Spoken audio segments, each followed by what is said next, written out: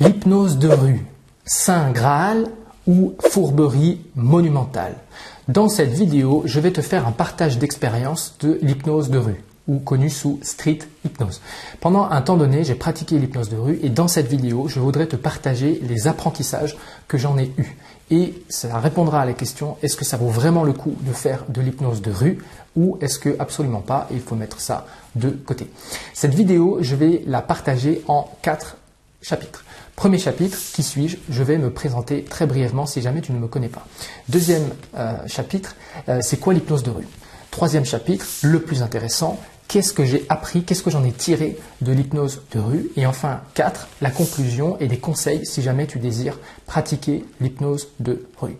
Qui suis-je? Alors, je m'appelle Gilles Garnier, je pratique la PNL et l'hypnose depuis 2011. Je suis un passionné, j'adore ça et j'en ai fait mon métier. Et je pratique officiellement depuis 2013. J'ai fait des milliers de séances, j'ai aidé des milliers de clients grâce à les techniques de PNL et d'hypnose, que ce soit en coaching ou dans l'accompagnement thérapeutique. Et aujourd'hui, je suis formateur, je transmets, je partage ces techniques. On arrive au deuxième chapitre. C'est quoi l'hypnose de rue? C'est très simple, tu vas aller te balader dans la rue. Ça se fait beaucoup à Paris, ça se fait beaucoup à Montpellier aussi, ils sont très actifs dans l'hypnose de rue. Ça se fait à Lyon, bref, dans toutes les grandes villes, entre guillemets, tu as des pratiques d'hypnose de rue. Donc tu y vas seul ou accompagné avec des amis et tu te balades dans la rue avec un panneau en carton avec marqué hypnose gratuite. Tu te balades et soit les gens voient ça et disent hey, c'est quoi ce truc? Est-ce que vous pouvez m'expliquer ce que c'est? Ou soit carrément tu vas aborder des gens dans la rue, tu leur dis voilà, nous on fait de l'hypnose de rue, est-ce que ça vous intéresse de faire des expériences? Voilà ce qu'est l'hypnose de rue. Et ensuite, une fois que les gens acceptent de dire ok vas-y on y va, on fait de l'hypnose, eh bien en fait tu vas utiliser des techniques rapides, fulgurantes et de spectacle pour mettre les gens le plus rapidement possible dans un état d'hypnose, puis leur faire des pirouettes mentales, des jeux hypnotique dans laquelle tu vas utiliser par exemple les pieds qui sont collés par terre, les mains qui sont collées, la personne qui commence à avoir des hallucinations, qui se met à parler dans une autre langue. Bref, tu peux aller voir, il y a plein de vidéos sur internet. Et on arrive au troisième chapitre, le plus intéressant de la vidéo, c'est mes apprentissages lors de ces sessions.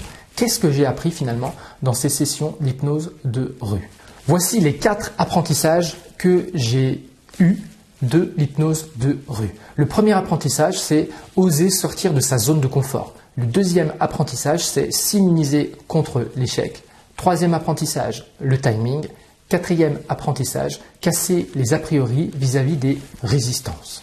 Et chacun de ces apprentissages, je vais les détailler un petit peu plus. On y va tout de suite. Premier apprentissage, oser sortir de sa zone de confort. À part si tu es extraverti ou comédien et que tu as l'habitude de prendre des bains de foule, parler à des gens dans la rue, surtout à des inconnus, c'est pas franchement inné. Si tu es timide, introverti ou pire, agoraphobique, c'est carrément très choquant de faire ça. Alors moi j'ai toujours été introverti, là maintenant je sais très bien parler en public, animer des formations, animer des ateliers parce que je l'ai beaucoup fait, mais j'étais plutôt introverti qu'extraverti. Donc le premier vraiment réel apprentissage de l'hypnose de rue, c'est aller dans la rue, parler à des gens, oser aborder des gens, oser se prendre « non, laissez-moi tranquille », oser s'émerveiller de gens qui disent « ah ouais, c'est trop bien ce que vous faites », etc. Donc vraiment, ça c'est, premier apprentissage, c'est sortir de sa zone de confort. Sauf si tu es extraverti ou comédien, normalement, aller te confronter à des gens dans la rue, ce sera toujours thérapeutique pour toi, quoi qu'il arrive. Ça va t'aider à abattre pas mal d'a priori sur les gens, ça va t'abattre pas mal de peurs aussi, les peurs du rejet, les peurs du regard des gens, les peurs que les gens vont te juger, les peurs de tout ça, en fait, ça va commencer à abattre ou carrément virer toutes ces peurs-là. Donc rien que pour ça, l'hypnose de rue, c'est vraiment excellent par rapport à ça. Deuxième apprentissage très important que j'ai eu grâce à l'hypnose de rue, c'est s'immuniser contre l'échec. Une des plus grandes peurs de praticiens en cabinet qui utilisent l'hypnose thérapeutique, c'est qu'ils ont peur d'échouer, que leurs suggestions ne marchent pas et également de tenter des suggestions directes, franches.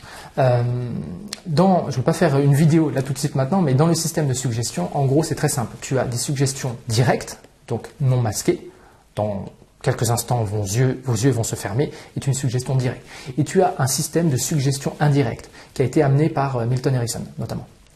Et donc les suggestions indirectes sont des suggestions subtiles, des suggestions qui sont masquées.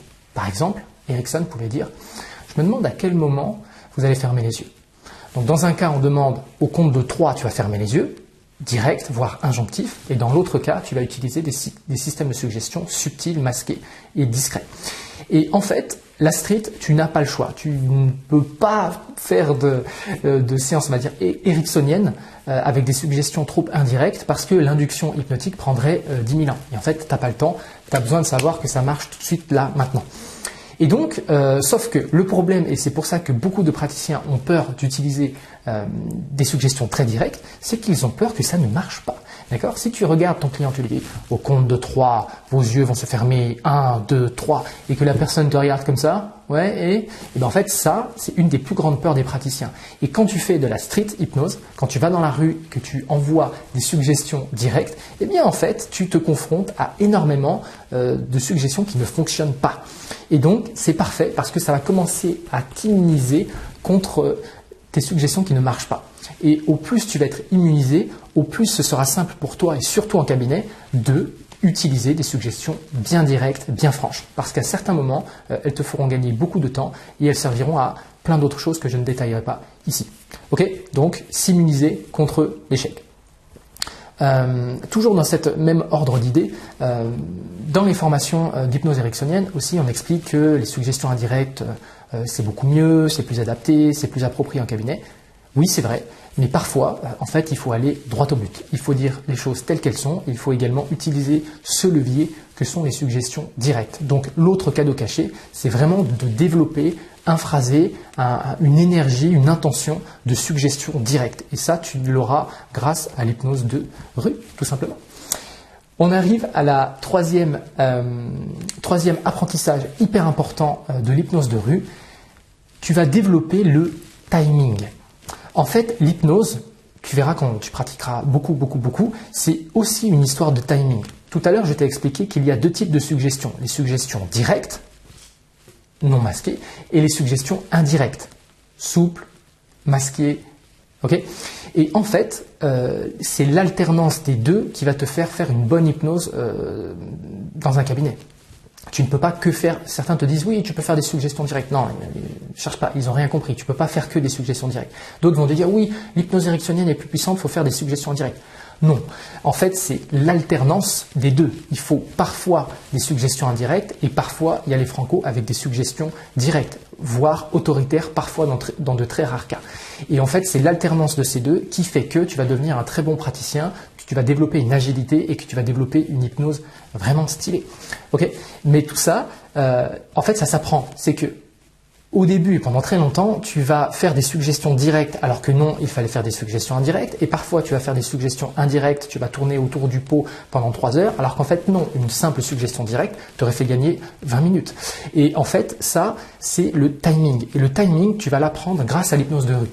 Tu vas sentir au bout d'un moment à quel moment ça y est, tu peux y aller, boum, une suggestion directe, à quel moment tu peux enchaîner les suggestions directes et à quel moment tu vas être un peu plus subtil avec des suggestions indirectes. Et ça, rien de mieux que l'hypnose de rue pour faire ça. Pourquoi ? Parce que il n'y a pas d'enjeu dans l'hypnose de rue. Quand les gens viennent te voir en cabinet, ils veulent régler un problème. Donc ils s'attendent, à juste titre, que quelque chose arrive, que leurs problèmes s'amenuisent ou mieux disparaissent. Alors que dans l'hypnose de rue, tu peux te lâcher, il n'y a pas vraiment d'enjeu à part jouer. Donc tu vas développer le timing. On arrive ensuite au quatrième cadeau, quatrième retour d'expérience de l'hypnose de rue, c'est casser tes a priori sur les résistances. Un des a priori que j'avais lorsque j'étais tout bébé praticien, c'est que je croyais savoir déceler qui était un bon sujet hypnotique et qui était quelqu'un de résistant. Et en fait, tu verras que au plus tu vas avancer, au plus, en fait, il ne comprendra rien. Parce que certains ont des têtes de clients résistants alors que ce sont des agneaux hypnotiques. D'autres ont des têtes d'agneaux hypnotiques alors qu'ils sont extrêmement résistants et que tu ne pourras pas les hypnotiser à base de suggestions directes. Donc, au plus tu vas t'entraîner, voir des gens, voir des têtes, voir des gens, voir des têtes, t'entraîner beaucoup dans la rue, au plus tu vas commencer justement à ressentir certains signaux subtils qui te font dire « Ah, lui, je croyais qu'il était résistant, mais en fait, pas tant que ça. » Ou « Ah, je croyais que celui-là était pas du tout résistant et en fait, il l'est. » Donc, l'autre cadeau de l'hypnose de rue, c'est justement ta capacité à commencer à soit carrément dézinguer tous tes a priori, c'est encore plus simple, soit commencer à remettre en question tes certitudes vis-à-vis de est-ce que ils sont résistants ou pas résistants. Voilà, donc on arrive à la conclusion de cette vidéo. Est-ce que je te conseille de faire l'hypnose de rue? Alors oui, mais pas comment. Et là, dans la conclusion, je vais également te donner des petites astuces pour faire ça correctement. Donc déjà, première chose, sécurise à fond ta pratique dans la rue. Certains font des trucs franchement très limites. Par exemple, quand ils vont dire « dors » et la personne elle tombe boum comme ça. Bah oui, parce que quand tu donnes une suggestion directe « dors », attends-toi à ce que sur des sujets très réceptifs, parce que carrément il y en a, ils tombent en fait. Donc sois conscient de ça. Tu peux quand même utiliser des suggestions d'or, mais sois conscient que quand tu dis d'or, il y en a, ils vont tomber. Donc, il faut vraiment que tu sécurises et pareil, que tu sois suffisamment, enfin, c'est con, mais musclé pour que si tu as un gros gabarit en face qui tombe, enfin, tu vois, ça craint quoi. Donc déjà, toujours, si tu fais de la street, sécurise à fond. Toujours dans la logique de la sécurité. Il y a quelque chose d'un peu perturbant aussi, j'en ai pas parlé dans ce que j'en ai tiré, mais c'est certaines personnes dans la rue vont aller beaucoup plus en hypnose que tu ne le penses. Et à un moment donné, tu vas croire qu'ils sont réveillés alors qu'ils sont toujours sous hypnose. Donc fais très attention à ça. Et lorsque tu vas les réveiller, quand bien même tu dis « ouais, ils étaient dans une petite hypnose légère », on s'en fout, tu vas blinder de suggestions et tu vas vérifier qu'ils sont vraiment réveillés pour qu'au moment où tu vas les relâcher dans la rue, entre guillemets, ils ne soient pas encore perchés sous hypnose. Okay, donc une fois de plus, ça c'est la sécurité. Troisième chose, toujours par rapport à la sécurité, hyper important, peut-être un des éléments les plus importants, ne mets pas de la thérapie ou même de la thérapie cachée ou du coaching caché dans ces sessions d'hypnose. Ton cadre, il doit être extrêmement clair, net et précis dans ta tête et également que tu sois capable de le dire aux gens dans la rue. Tu n'es pas en train de faire de la thérapie à ce moment-là, je t'en supplie, juste tu présentes ça comme des jeux hypnotiques. Tu dis c'est juste pour jouer, c'est juste une découverte, c'est juste pour voir un petit peu comment est-ce que votre inconscient fonctionne, peu importe, tu donnes vraiment un cadre très fort et tu ne fais pas de thérapie, même pas un petit morceau, si tu sens que la personne elle est pas bien, on s'en fout, ce n'est pas le lieu, ok? Peut-être à la fin tu donnes ta carte si jamais tu es hypnothérapeute, pourquoi pas, ou alors tu dis bah écoutez, allez voir un praticien, enfin j'en sais rien, mais surtout un cadre très fort, tu es là pour jouer et pour tenter des phénomènes hypnotiques, rien de plus, sois très clair là-dessus. Autre chose qui peut également t'aider, joins-toi. Alors je sais que, moi ma pratique date d'il y a très longtemps, donc je ne sais plus exactement, mais à mon avis, il y a toujours des groupes qui tournent dans différentes villes. Va les voir, je sais pas, sur Facebook, sur Insta, sur YouTube, je ne sais pas exactement.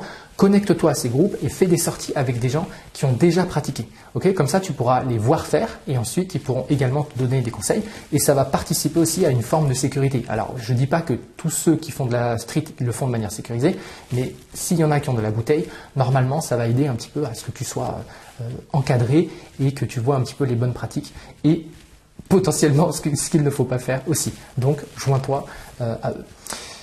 Écoute, voilà, est-ce que j'avais d'autres conseils? Donc au niveau de la sécurité, écoute, je crois que c'est à peu près tout.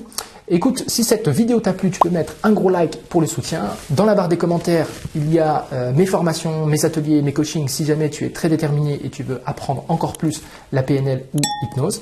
Voilà, prends soin de toi, pratique et pratique encore. Et puis, va oser te confronter à l'hypnose de rue. Tu verras, tu y apprendras énormément de choses qui te serviront aussi dans ton cabinet, si jamais tu as un cabinet. Prends soin de toi.